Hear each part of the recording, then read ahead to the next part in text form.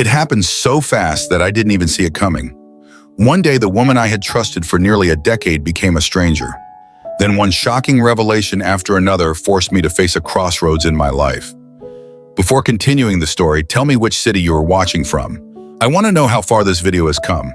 Don't forget to like and subscribe to the channel so I can send you exciting stories like this every day. I, 35 male, was cheated on by my wife, 38-year-old female. I don't have a lot of people to talk to in my life. Separation is nearly impossible. We simply cannot afford two households. I have taken into account any financial assistance available at the state and local level. It is mathematically impossible. And I have 6 kids, count them 6, who are under 8. One of them wasn't a year old when she started all this. My wife has always been somewhat immature. She basically has to hear what she has to hear. She is vulnerable to people-pleasing, except me, who she takes things out on. When something needs to change, she explodes. I've realized I more or less kept her life from being explosive and otherwise unstable, like her 2 sisters.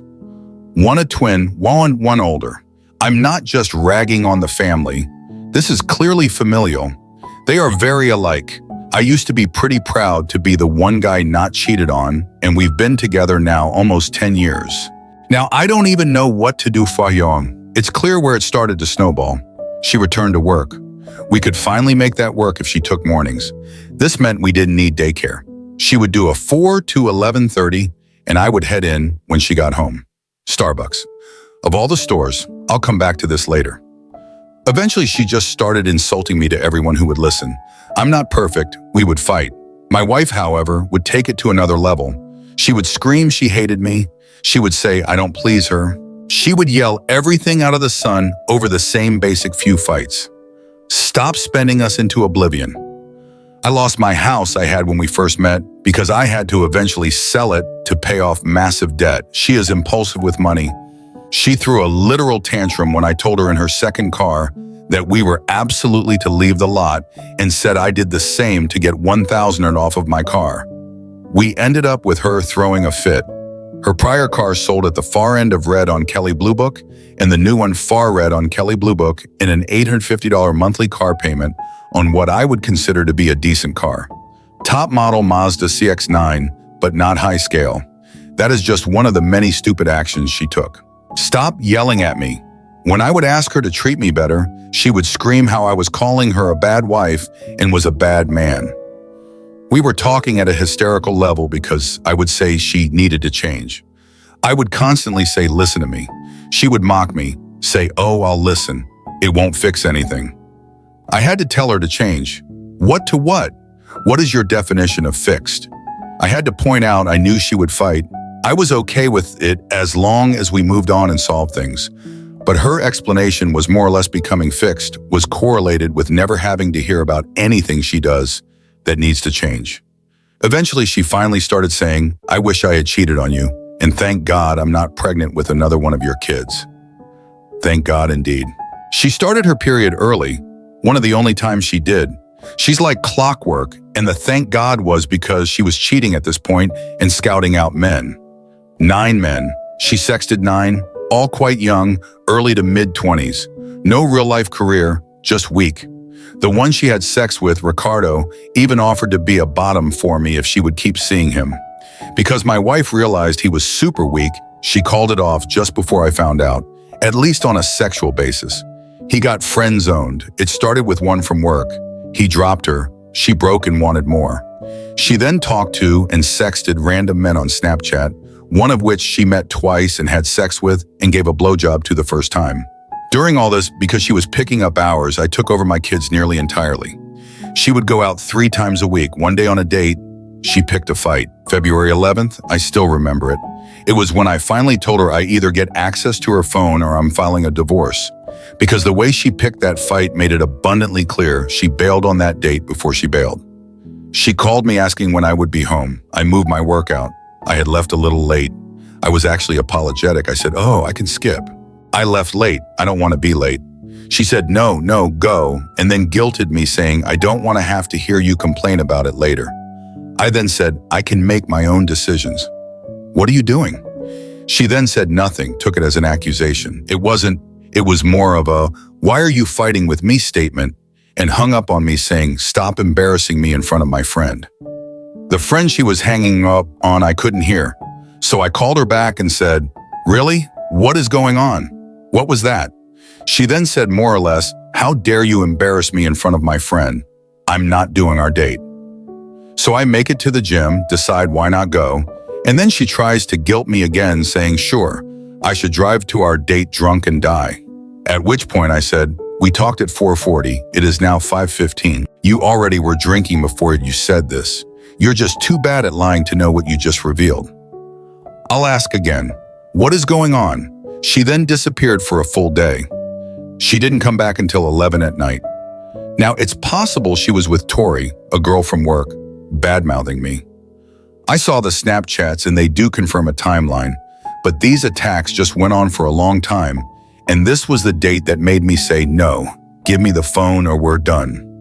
Coincidentally, I still didn't find out. She had a lock app to hide the pictures, which looked like a calculator, and I didn't notice. And the text had nothing. Snapchat was what we used for our kids. I thought nothing of it. The 16th, I logged into Snapchat. That's when I saw Beth, who she had renamed, in what were clearly sexual conversations. At first, I thought this was a girl. I confronted her. She let me believe she had sex with a woman. I told her that if this was what she wanted, because this Beth said, "Bring me next time." See above where I said this, Beth said they would even let me screw her. Understand that while any guy would want that, I have 6 kids. I will never harm them. And to me, that's not what a relationship is. I was dedicated, and if that was her choice, my answer was no. In hindsight, it made me look like a total fool, and also made her feel horrible about herself knowing what type of guy she has. Really, how many men would reject that scenario? She allowed me to believe this, and that Cole from work, who was also in Snapchat, were the only people. She told this guy Cole she loved him. She showed him when I was angry about headphones, a minor fight. Right after she told me to get a towel for her, I am never asked to do this, and she angrily sent a picture of her in it to him while I was making up for saying, "Don't touch my headphones," in the other room. I feel like I was kicked like a dog. I watched those 6 kids while she went out.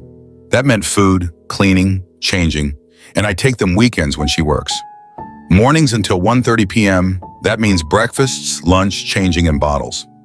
On nights, every night after I get home, I let her wind down and take the kids. This means a bath. I took over cooking entirely. I take the kids entirely. Just about all she does is laundry. Yet, I was bashed by everyone. The woman who watches my kids told her to cheat. My wife asked what she should do. The girl said, "If you're truly happy with Chris, don't. But if you just want a little fun on the side, why not?" No one backed me up. She had trashed me enough that they all played into this. She lied and fought and threw things across the house as I found out more. She attacked me. She physically put herself on top of me, screaming like a lunatic. Anytime I said I was leaving, and when I woke up my arms up to defend myself, she would say, "Don't touch me, don't touch me," in order to get me to remove my arms to attack me. She threw a knife. She threatened to kill herself in front of my kids several times with the said knife. She threw cat food at me, which exploded on the wall. I've been hit on the head by an Xbox One controller she threw in a rage that bounced on the wall and hit me in the back of the head. She threw a freaking slow cooker at me on one occasion too. Most of the time, it's after she reveals she has been lying and I said I'm mad. While I have said some bad things, most of the time I restrain myself. That time though, when she threw the slow cooker saying that I was acting like I thought she was a whore, I said, "I don't think you acted like a whore. I know you acted like a whore. Yes, mean, but she did it. The Snapchat guy, she blew him the first day she met him.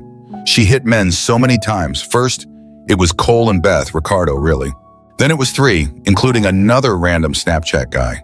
Then fourth, a friend of her ex. Then I found out some girls from work helped her to get a number from a guy named Thor.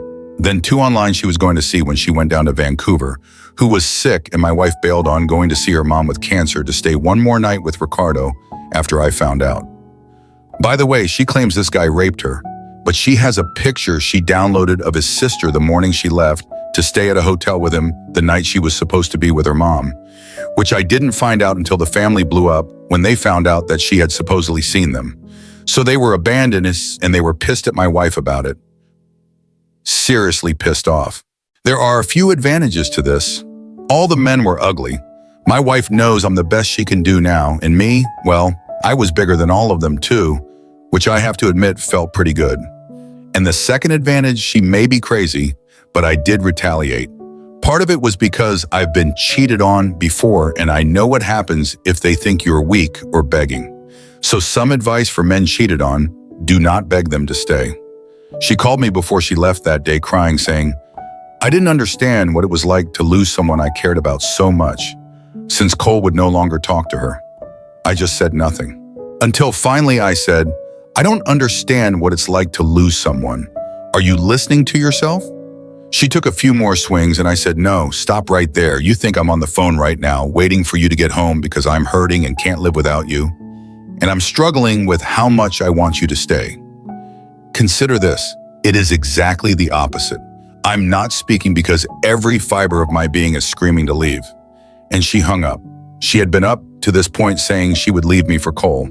Truthfully, I wasn't sure what I wanted to do then, but I wanted to buy time. So that was my first action. She didn't buy it. She then stayed the hotel night with Ricardo, figured out later, instead of seeing her mom. She still didn't buy it at first. Somehow my wife forgot how we started, forgot who I was when we met. We dated because I was cheated on. The woman back then thought I was bluffing. I was not. I left her. So with my wife in the now, I then found two women. I am built, I am very fit, and not to brag, I'm not huge, but I am well endowed. I make good money, and man, do I conquer what I go for. And also I provide. I take care of people. I fight for people. I'm basically husband material. My wife made a bad choice to call me on this. One of the two women was an Asian woman named Delilah. Another was a girl who messaged me on OkCupid. I didn't know her name, but wow, this girl was attractive and she knew the game. She knew how to flirt. She was saying she liked fit men and had an obsession with that body type. She wanted a date and said everything she would do for me if I would forget about my wife. We are talking 9 out of 10 women. My wife lost it. But do you know what happened after? She would go in bursts of losing it, begging me to stay. She stopped the threats to leave. I had no real intention of doing anything with these women. I solely did this so she would see me from a position of strength and that she was not going to be making calls for me or attacking me, or I could and would do better. She tried lying more and thought I was not serious again. So I found more women. One who, I kid you not, said she inherited a 3-bedroom house and would be a mom to my kids and share it with me. And I showed my wife the text proving it, so she would not think I was just trash talking. One who ironically was named Sally. My wife had made a burner phone with the name of Sally for these affairs. Karma, huh?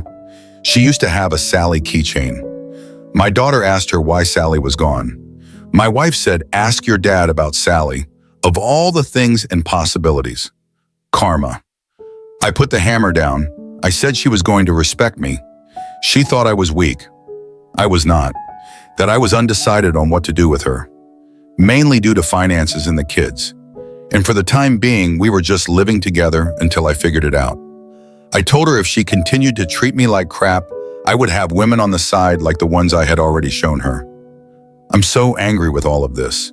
It's just nonsense. So for now, I'm stuck. With tax credits finishing, her school should be manageable. Then I'm ending this. Update. Well, things got real fast.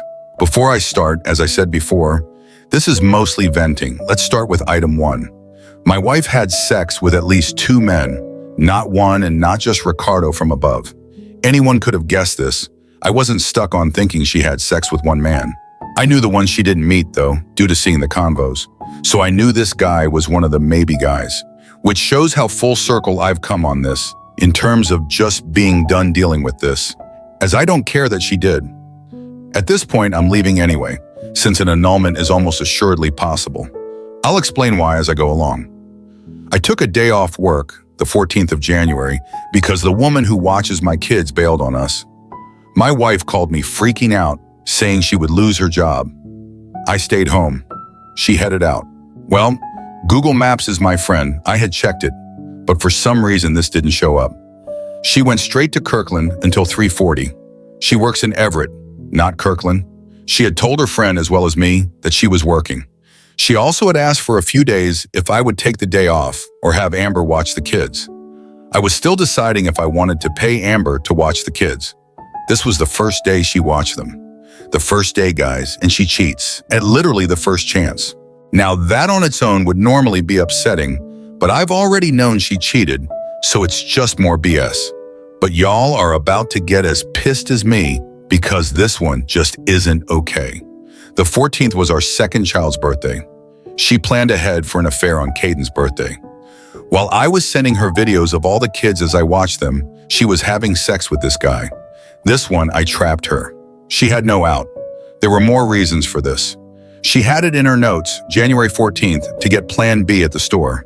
She claimed she never did it first. Then she said she took it for Ricardo, but their sex wasn't until February 1st.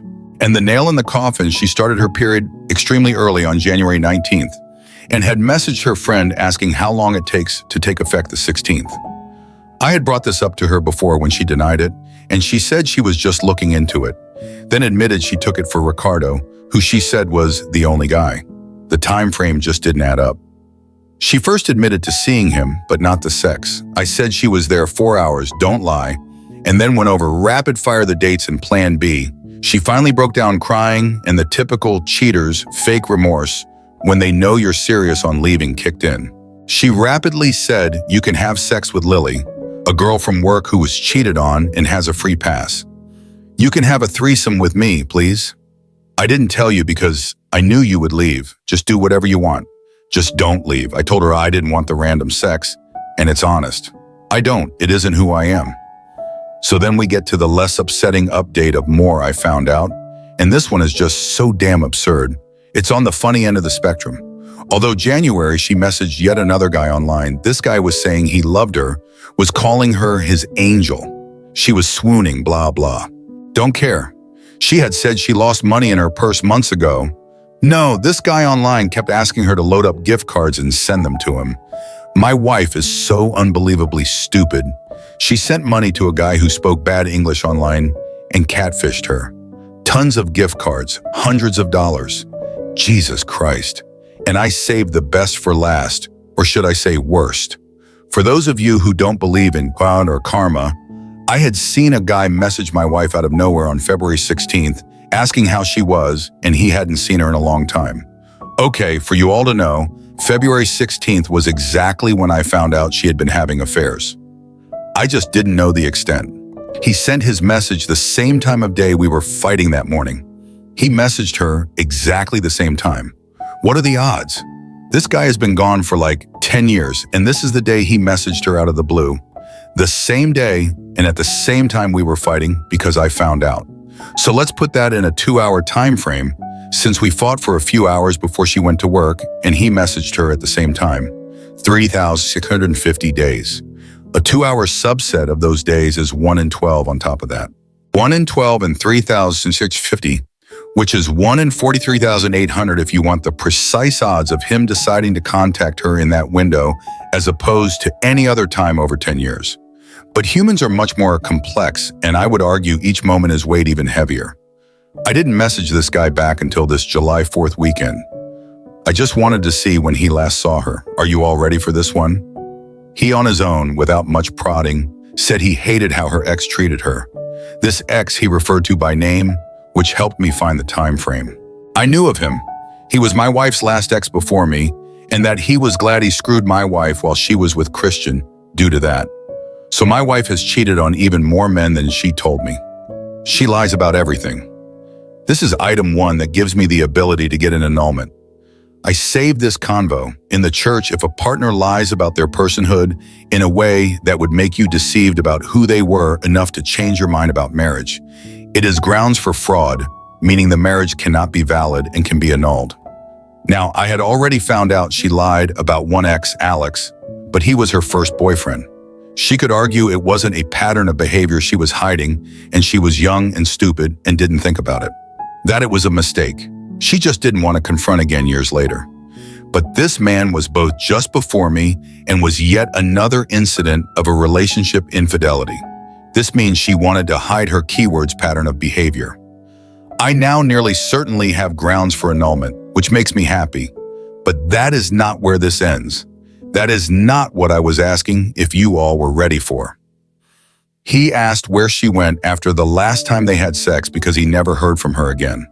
So I kind of wanted to know the time frame since Christian was in summer and my wife and I started in fall. At this point, I was not even thinking about the obvious. It didn't cross my mind. I asked him when he thinks they had sex last because I, pretending to be her, wouldn't know where I went if I didn't know when it was. He said, I don't know. I think coats just became a thing.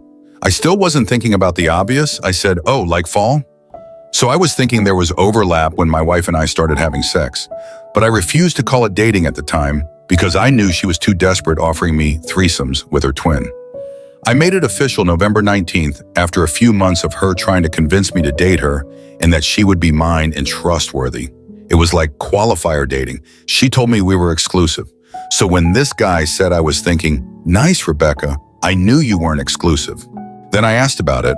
I said, well, it wasn't as late as November, was it? He said, yes. So this was when I started to panic. Before I could even ask my next question, he then on his own said, so I might have a daughter then, eh? I mean, I did cream pie you hardcore. My firstborn, Zoe, was born 2 weeks early. Her due date was my birthday, August 2nd, 2012, and instead ended up being my mother's birthday, July 18th, 2012. Her conception date, November 9th, roughly given my wife's cycles. She got pregnant early when we were together. I then asked this guy, what makes you think that you might be the dad? He said, well, an ex-friend, mutual of my wife's and his, said you were pregnant about a month after we had sex. It is possible. I knew the exact day everyone found out about my wife's pregnancy. I am good with dates. It was December 11th. As I said, November 9th was the rough conception. He said he heard a month after they had sex that he heard she was pregnant and thought the baby could be his at the time, which men never admit to. However, their mutual friend told him that he probably wasn't, so he dropped it. So my firstborn, Zoe, might not be mine. This is the worst possible scenario I could have imagined if she is not. Point 1. My firstborn changed my life. I say this a lot. Zoe and I have an extremely strong bond. She is so much like me. I have bonds with all of my kids, of course, but Zoe was the first time I felt true love. I had been hurt very badly in life, even then.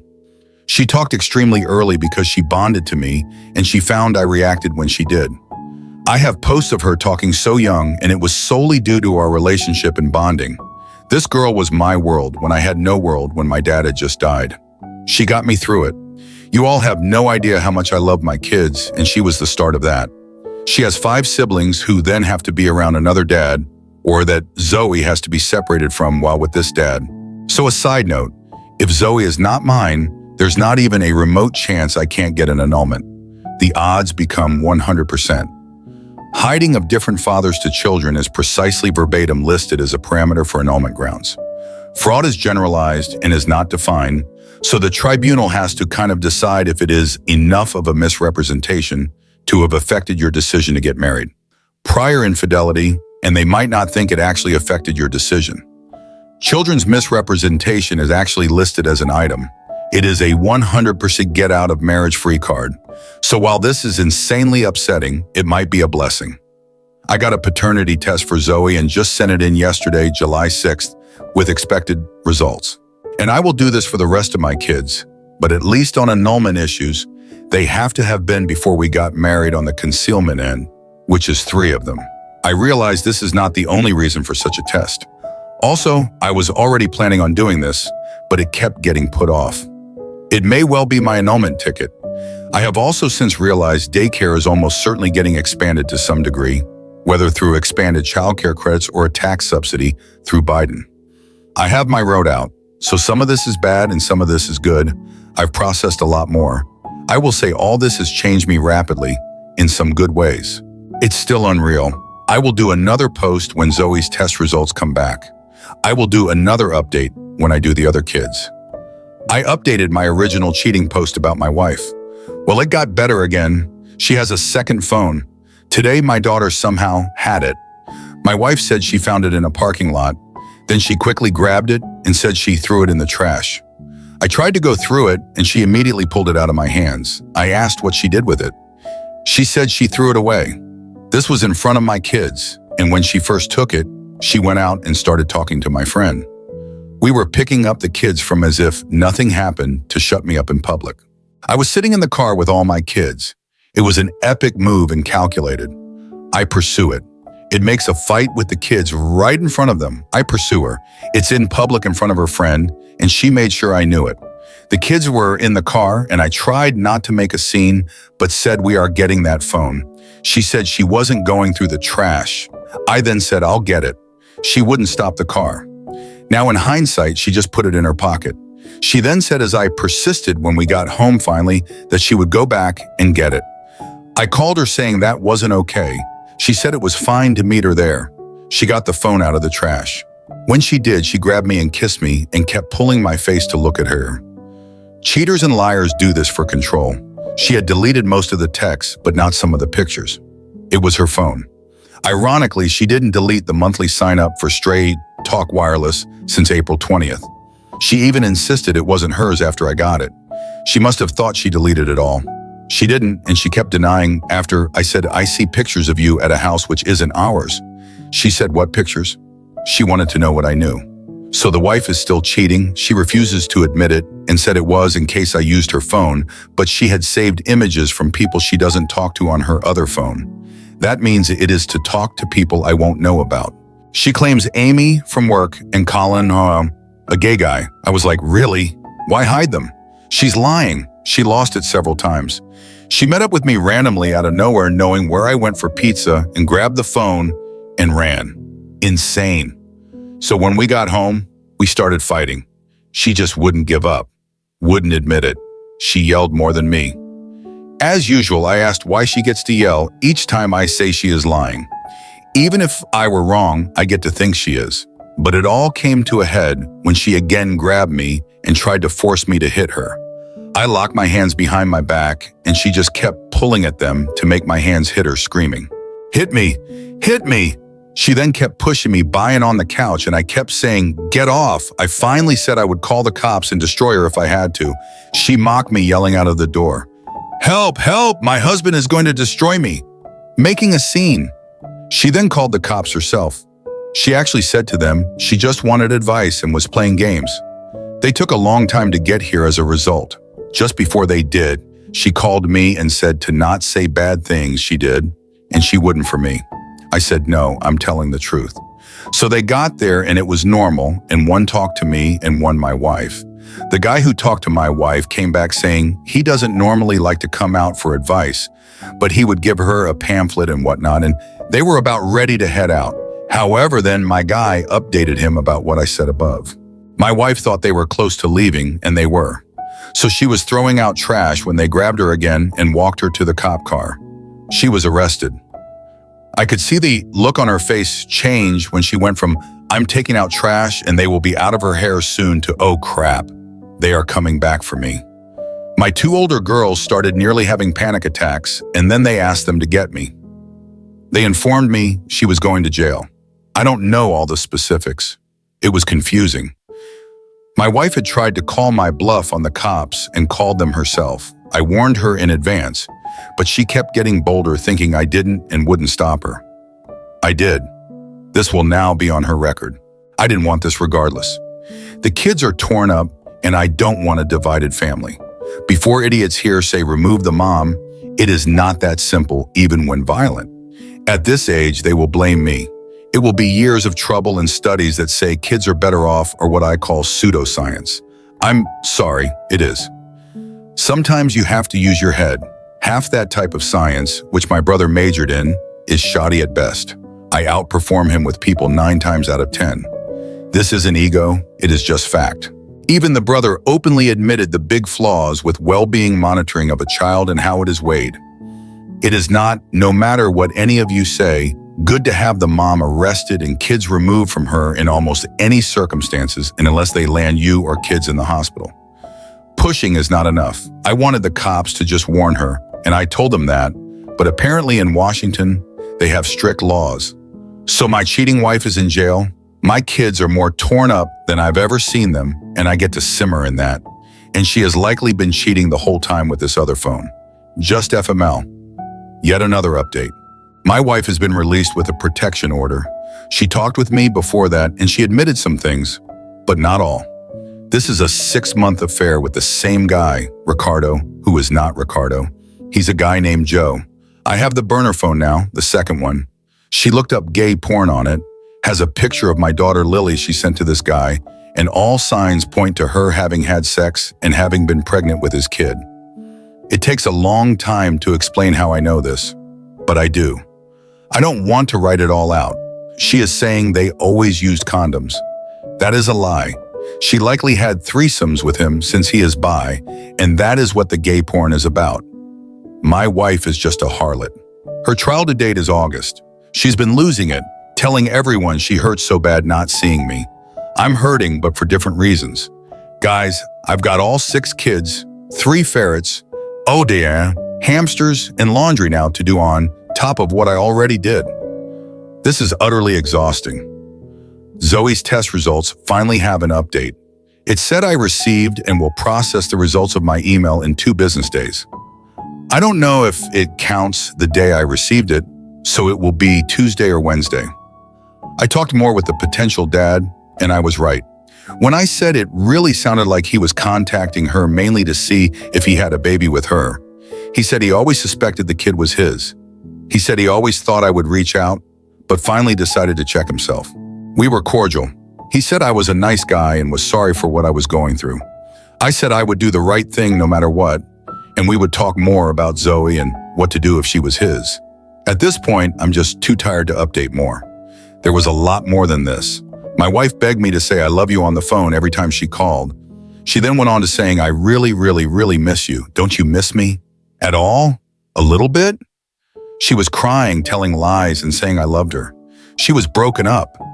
I said what my boss said after she said she was all alone, and it was horrible. I said, why don't you see if Joe or one of the other men will be there, bail you out, or watch the kids while you're in there? She cried more. She said I was right. She didn't need a boy. She needed a man. The guy is really young. He's like young 20s. Her bail was set at a freaking $100,000. It was probably because she made the mistake of saying she put a knife to her chest. The police asked me if she did, and I said yes. They said it was extremely concerning, and they needed to think of the safety of the kids. She had a judge date this morning. The judge said the protection order would stay in place 5 years, or until lifted if I tried to remove it.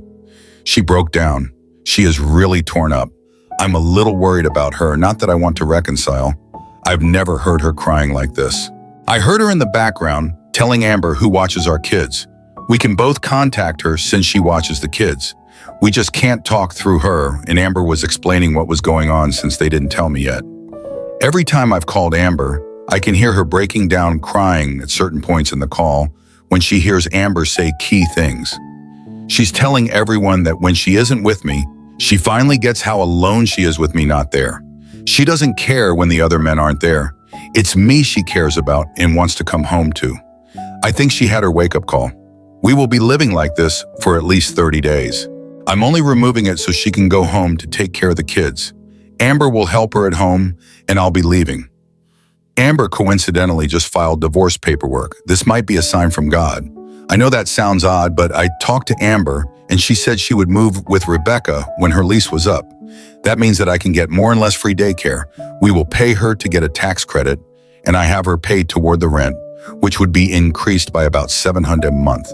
Including the credit, we would reduce the difference to only about $400 a month. This resolves all issues. I told Amber not to tell my wife I was considering this yet. I want her to have time on her own first. 30 days for it to sink in. When she sees me then, I'll tell her. It's really over, guys. Horror's ending. It's been an unreal last 5 months. Even more updates. The paternity test results came in. Drumroll.